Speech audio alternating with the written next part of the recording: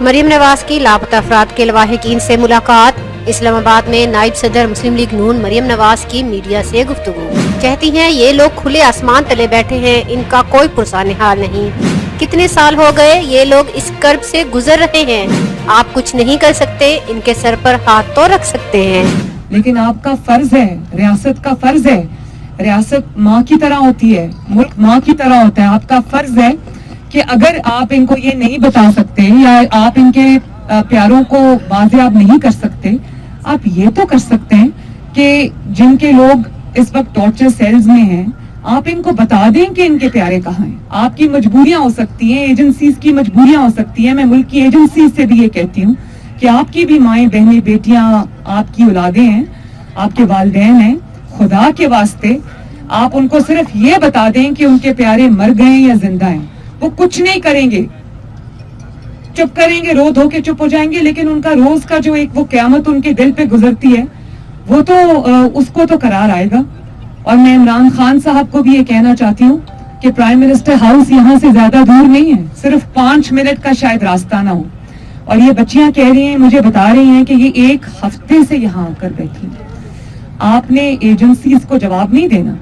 آپ نے اللہ تعالیٰ کو جواب دینا ہے۔ یہ 22 کروڑ عوام جو ہیں وہ آپ کی ذمہ داری ہے، آپ ان کے لیے کچھ نہیں کر سکتے، آپ کے ہاتھ میں کچھ نہیں ہے، آپ ان کے سر پہ ہاتھ تو رکھ سکتے ہیں؟ یا آپ کو صرف کہنے کے لیے یہی باتیں ملی ہیں کہ میں لاشوں سے بلیک میل نہیں ہوں گا؟ یہ لاشیں نہیں ہیں، یہ زندہ لاشیں ہیں، لیکن جیتے جاگتے لوگ ہیں۔ آئیں ان کی بات سنیں، ان کے سر پہ ہاتھ رکھیں۔ میرا خیال ہے کہ وہ اسی بات سے ان کو تسلی ہو جائے گی کہ کم از کم کسی نے آ کے ان کی فریاد کو سنا ہے۔ اور اگر آپ یہ بھی نہیں کر سکتے تو کم از کم نہ آپ خود یہ اس قسم کے بیانات جاری کیا کریں کہ میں لاشوں سے بلیک میل نہیں ہوں گا، نہ آپ اپنے وزراء کو منع کر سکتے ہیں جو کہتے ہیں کہ مجبور لوگ جب سڑکوں پہ آتے ہیں، ڈی چوک میں آتے ہیں، احتجاج کرتے ہیں، تو آپ یہ کہتے ہیں، آپ کا دل ہے، آپ کو خدا کا خوف نہیں آتا، آپ کا دل کانپتا نہیں ہے جب آپ یہ کہتے ہیں کہ ہمارے پاس تو کچھ آؤٹ ڈیٹڈ یا ایکسپائرڈ شیلز پڑے ہوئے تھے آنسو گیس کے، ہم تو وہ ٹیسٹ کر کے دیکھ رہے تھے۔ توبہ استغفار، میں مطلب یہ انسان کی باتیں آپ کی قبر تک آپ کا پیچھا کریں گی۔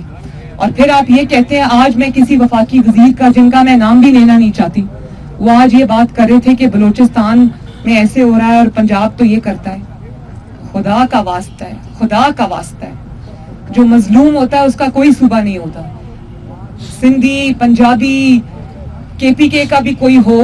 یا بلوچستان کا کوئی ہو، مظلوم ہوتا ہے، اس کا کوئی صوبہ نہیں ہوتا۔ خدا کے لیے یہ لوگوں کے زخم پہ نمک نہ چھڑکیں،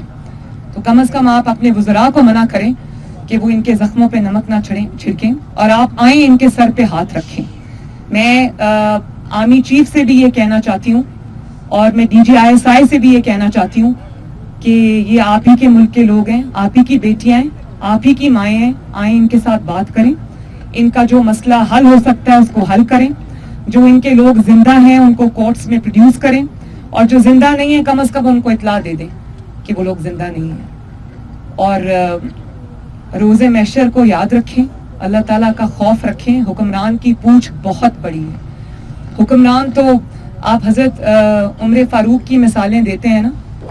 تو ان کا دور حکومت یاد رکھیں اور پھر اپنی طرف ایک نظر دوڑائیں اور شرم کریں۔ میم یہ بتائیے گا کہ مسنگ پرسن جو کمیشن تھا اس کو آپ کیسے دیکھتی ہیں؟ جوڈیشری کا اس میں کیا رول ہے، اور کیا اس معاملے پہ کوئی لیگل کوئی ان کو اسسٹنس؟ ابھی آپ کے سامنے انہوں نے یہ بات کی کہ جب کمیشن بنا، کمیشن کی جو فائنڈنگز ہیں آپ نے ان کو مانا ہی نہیں، تو آپ جتنے چاہے کمیشنز بنا دیں، یہ کمیشنز جو ہے نا یہ آئی واش ہوتے ہیں بھائی، ان کا یہ ہوتا ہے ٹائم بائی کرنے کا طریقہ، ان کا حل ہو سکتا ہے۔ میں نے تو یہ کہا ہی نہیں ہے، اگر انہوں نے کوئی قصور کیا ہے تو آپ ان کو سزا دیں، آپ ان کو بتائیں ان کے گھر والوں کو کہ آپ کے جو فیملی ممبر ہے اس نے یہ قصور کیا ہے، لیکن اگر کوئی دنیا سے چلا گیا ان کو اطلاع تو کریں، یہ ان کا بیسک حق ہے، یہ ہیومن رائٹس ہیں۔ آپ کو یہ پتا ہو کہ آپ کا پیارا ہے بھی نہیں، ہے بھی یا چلا گیا دنیا سے۔ آپ نے کہا کہ حضرت عمر فاروق کی یہ مثالیں دیتے ہیں تو गुज़िश्ता दौर हुकूमत आपका था, अभी ये बता रहे थे 2015 में, 2016 में, उससे पहले 2009 का भी आपने जिक्र किया कि लापता अफराद हुए। उस वक्त हुकूमत ने क्यों इक़दाम नहीं उठाया? एक चीज़, उस वक्त इमरान खान इज़हार यकजहती के लिए आते थे, आज आप यहाँ पे इज़हार यकजहती के लिए आए हैं। क्या सिर्फ इज़हार यकजहती से इनका ये मुस्तकिल मसला हल होगा या नहीं होगा? इसका हल क्या है, ये बताइएगा। देखिए, मैं इस वक्त सवाए इजहार यकजहती के और कुछ नहीं कर सकती, और मैं सिर्फ इनकी बात सुन सकती हूँ, उनको ये एहसास दिला सकती हूँ कि ये बलूचिस्तान से हैं, लेकिन ये अकेले नहीं हैं।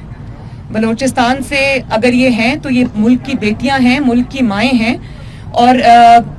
पंजाब से के जो लोग हैं या बाकी सूबों के जो लोग हैं वो इनके साथ खड़े हैं। बलूचिस्तान जो है वो ज़ख्मी सूबा है, उसके शिकायत जो हैं वो ठीक भी हैं, लेकिन जब आपका कोई सूबा नाराज़ होता है, उसकी तकलीफ़ें होती हैं, उसकी जेन्युइन शिकायतें होती हैं, तो आप उनको धक्का देकर परे नहीं करते, आप उनको अपने साथ मिलाने की कोशिश करते हैं। तो अगर इक़्तिदार के बाद, मैं अपनी बात कर रही, अपनी जमात की भी बात कर रही, अगर इक़्तिदार के बाद आप इतने मजबूर हो गए कि आप अपने बेसिक फ़र्ज़ को भूल गए।